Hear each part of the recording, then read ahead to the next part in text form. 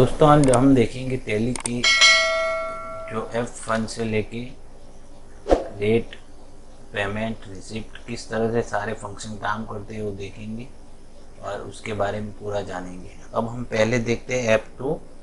ये डेट के लिए है। जब भी हमें कोई भी वाउचर एंट्री करनी हो तो पहले हमें डेट डालनी पड़ती है। तो हम पहले F2 दबाएंगे और डेट डाल के उसको एंटर लगाएंगे, फिर उसका डेट सेट हो जाएगा। डेट हम डाल सकते हैं जैसे कि ऑल्टर F1 ऑल्टर F2 करके हम पीरियड डाल सकते हैं, कौन से पीरियड तक कौन सी डेट है तो हमें वो डालनी पड़ती है। जैसे हम जिस डेट में डालते हैं उसकी फर्स्ट डेट और आखिर की मार्च एंडिंग की डेट डालनी पड़ेगी। अब हम देखेंगे कॉन्ट्रा। कॉन्ट्रा माने बैंक के साथ जो लेन देन करते हैं अपने, जैसे पैसा भरते हैं बैंक में, उस तरह से पूरा व्यवहार बैंक के इसके अंदर आएगा। जैसे हमने आज 1 लाख रुपया बैंक ऑफ इंडिया में भरा तो बैंक ऑफ इंडिया में हम 1 लाख रुपया उसको डिपॉजिट करते हैं, एंटर लगाएंगे तो इस तरह से पूरा आएगा। अब हम उसे एंट्री को देखने जाएंगे तो हमारे पास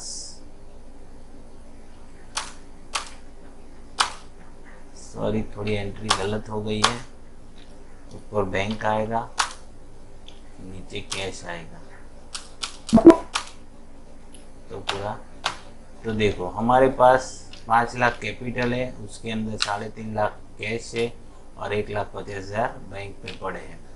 तो इस तरह से पूरी एंट्री होगी जिस तरह से हम आपको बताएंगे। कॉन्ट्रा किसी भी बैंक के अंदर बैंक से लेन देन, बैंक में से पैसा ट्रांसफ़र करते हैं तो भी कॉन्ट्रा के अंदर उसकी नोट होती है।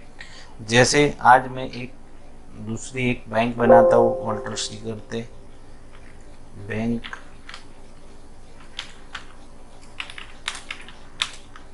ऑफ बड़ौदा, उसका लेजर बैंक,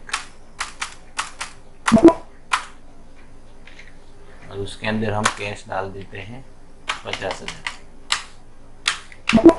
ये हमारी एंट्री हो गई। हम बैलेंस शीट में देख सकते हैं हमारे टोटल 5 लाख है, 3 लाख हमारे पास कैश पड़े हैं और उसके अंदर एंटर मारेंगे तो हम बैंक ऑफ बड़ौदा में 50,000 और बैंक ऑफ इंडिया में 1,50,000।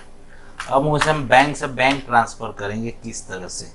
तो ऊपर जिस बैंक में हमें डालना है उसका पहले हमें बैंक ऑफ बड़ौदा में हमें पैसा डालना है। बैंक ऑफ इंडिया से लेके हमें डालना है 75,000 एंटर को लगाएंगे। ये पूरा हमारा आ गया बैंक के अंदर। बैंक के अंदर ही रहेगा और पैसा बैंक से ट्रांसफ़र हुआ। अभी पहले 50,000 था, अब 1,25,000 हो गया, अब 75,000 आ गया बैंक ऑफ इंडिया में। इसी तरह से हम पूरा वाउचर एंट्री इस तरह से सीखते हैं कि पूरा हमें मालूम पड़ जाए। एक बार एक एंट्री करके देख लेना किस तरह से होता है, फिर हम देखेंगे पेमेंट। और पेमेंट वाउचर एक ऐसा वाउचर है जिसके अंदर हमें किसी भी हमारे बिजनेस के अंदर जो भी खर्च रहता है, जैसे सैलरी है, रेंट है और उसका इलेक्ट्रिसिटी बिल है, जैसे कोई भी हमें खर्च करना पड़ता है कंपनी में से, चाय पानी का खर्च, स्टेशनरी का खर्च, उस सभी का ग्रुप इसके अंदर आएगा पेमेंट के अंदर। तो किस तरह से बनेगा वो हम देखेंगे। तो किस तरह से काम करने का रहता है, तो हम कैश में जाएंगे पहले और किसको हमने एक सोनल को सैलरी दी है तो कैश बाय सोनल अकाउंट, तो हमें इनडायरेक्ट एक्सपेंस में आएगा। तो एक्सपेंस में हम उसे पगार देते हैं 5,000, तो हमें ये हमारा सैलरी एक्सपेंस हो गया। तो हम उसको एंट्री देखेंगे, हमारा इनडायरेक्ट एक्सपेंस सोनल का एक्सपेंस हो गया। इसी तरह से जितने भी खर्च रहते हैं कंपनी के, वो सारे खर्च हमें इस तरह से पे करने पड़ते हैं। जैसे ऊपर हमें कैश ही करना है, हमें 2,000 लाइट बिल भरना है तो इलेक्ट्रिसिटी बिल बनाएंगे, ये ELC electricity bill indirect expense को पाएगा। तो समझो 1,500 रुपये बिल है, तो बिल का हम अकाउंट बनाएंगे। इस तरह से सारे पेमेंट करेंगे। अगर रिसिप्ट वाउचर, अब रिसिप्ट वाउचर के अंदर जो हमें पैसा मिलता है किसी के पास से, जैसे कोई हमारा जो हमने जो सेल किया था, माल सेल किया था, उसके पास से पेमेंट आता है, तो हमें उसके पास से रिसिप्ट हमें बनानी पड़ती है। तो रिसिप्ट के अंदर रिसिप्ट पेमेंट आएगा, हमें किस तरह से रिसिप्ट पेमेंट आएगा, तो हम यहाँ से कैश करेंगे। तो हमें पहले उसका एक रिसिप्ट बनाना पड़ेगा कि रिसिप्ट हमें कैसे, क्योंकि हमारी एक ऑफिस किराए पे, उसे हमें उसका रेंट रिसीव हुआ है, रिसीव इनकम, तो इनडायरेक्ट इनकम रहेगी। तो हमें सब समझो कि 1500 रुपया में मिले, तो हम इस तरह से डाल सकते हैं। तो हमें बैलेंस शीट में किस तरह से दिखेगी, यहाँ हमें दिखेगी ऑफिस रिसीव्ड इनकम, किसी जगह रिसीव होता है। अभी इसी तरह से पेमेंट हो गए, रिसिप्ट में सारी एंट्री जिसके के पास हम आगे देखते रहेंगे किस तरह से आ रही। अब हम F7 की बात करेंगे, जनरल के अंदर एक ऐसी एंट्री है जिसे हमें क्रॉस एंट्री बोलते हैं, जो पैसे का लेन देन नहीं होता, ओनली फॉर ट्रांजेक्शन होता है, उसे एंट्री में जनरल में डालनी पड़ती है। वो हम आगे एग्जाम्पल में आपको दिखाएंगे किस तरह से है। सेल माने हमें सेल को कोई वाउचर बनाना है, सेल हमें सेल करना है, तो यहाँ वाउचर एंट्री में हम जाएंगे और पहले हमें परचेज करना पड़ेगा F9, फिर बाद में सेल करेंगे। तो पहले हम परचेज देखेंगे F9, हम एक माल परचेज करते हैं, यहाँ 2 के जगह हमें F12 करके CR/DR में यस कर देना है।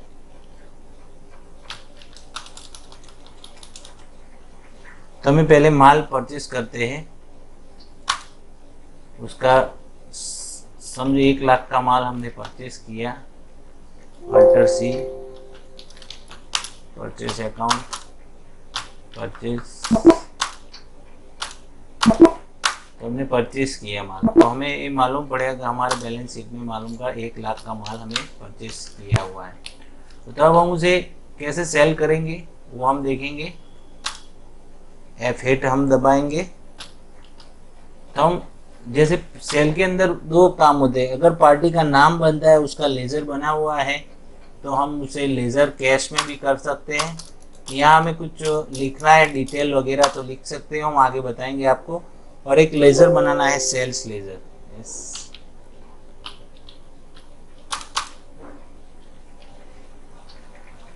सॉरी यहाँ गलत लिखिए,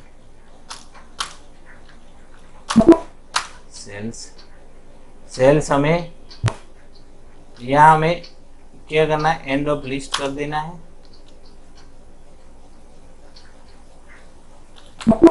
एक सेकंड, सेल्स में हम यहाँ वाउचर एंट्री में चले जाएंगे, डायरेक्ट एंट्री होगी, ये हम बात को बताएंगे बाद में।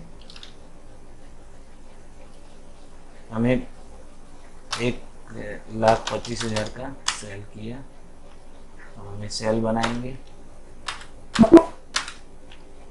इसी तरह से हमें बैलेंस शीट में मालूम पड़ेगा 1,25,000, 1 लाख का हमने माल परचेज किया था, उसे सेल 1,25,000, हमारा प्रॉफिट हुआ 25,000 ग्रोथ प्रॉफिट हुआ, और हमारा नेट प्रॉफिट हुआ 20,000, जिससे इस पे खर्च निकाल के पूरा इस तरह से वाउचर का एंट्री रहेगा, कौन से क्या सेटिंग रहते हैं। अभी हमें एक और भी देखना है, डेबिट नोट क्रेडिट नोट, जो हमें दिख नहीं रही, तो हम जाएंगे 11 फंक्शन में और यहाँ क्रेडिट नोट डेबिट नोट में यस कर देंगे, जिससे हमें debit note credit note, debit note और क्रेडिट नोट क्या है, जैसे खर्च परचेस रिटर्न होता है, परचेस रिटर्न होता है, तो उसे क्रेडिट नोट में डालते हैं, और डेबिट नोट में सेल्स रिटर्न होता है, डेबिट नोट में डालते हैं। इस तरह से सारी एंट्री हम देख करवाएंगे। अब हम देखेंगे मेमोस F10 के अंदर आता है, उसके अंदर हमें ये मालूम पड़ता है कि हमारी कोई भी ऐसी एंट्री है जिसे हमें बैलेंस शीट पे उसकी असर ना दिखे और हमें मेमोस में उसकी एंट्री करने की रहती है, जिसके बैलेंस शीट पे उसकी असर नहीं दिखेगी। जो एंट्री उब्रेक बोलते हैं, हम बोलते हैं उब्रेक पैसा लिखना, वो एंट्री उब्रेक में इसमें अंदर डालते हैं। और अब हम देखेंगे पोस्ट डेट। जैसे पीछे वाले कोई करंट डेट पोस्ट डेट में डालनी है तो पोस्ट डेट में डाल सकते हैं, करंट डेट में डालते हैं तो करंट डेट में। F1 में हम सेटिंग करते हैं मैनुअल में, हमें जनरल सेटिंग करना, लॉस एंड प्रॉफिट अकाउंट में स्टेटमेंट चाहिए हमें, तो यस कर सकते हैं हम यहाँ। Allowed multipurpose current account multipurpose करना है, यस कर सकते हैं। इसी तरह सारी सिस्टम में हमें जो भी चाहिए यस नो हम कर सकते हैं, ये हम आपको बताएंगे दूसरे। और F12 में हम कॉन्फ़िगरेशन कर सकते हैं कौन से हमें रखना है। तो इस तरह से हम पूरा टैली का आज F1 से F2 से हमने सारी इन्फॉर्मेशन ली। ये हमें फंक्शन की भी सारी इन्फॉर्मेशन आपको बताई। ओके, अगर चैनल पसंद आए तो लाइक और सब्सक्राइबर ज़रूर कीजिए। हम आगे ही ऐसे आपको टैली की वीडियो देते रहेंगे। हमें अगर किसी मालूम में आपको पता नहीं चलता तो हमें कमेंट कीजिए और अपने दोस्तों के शेयर कीजिए। Okay, good bye.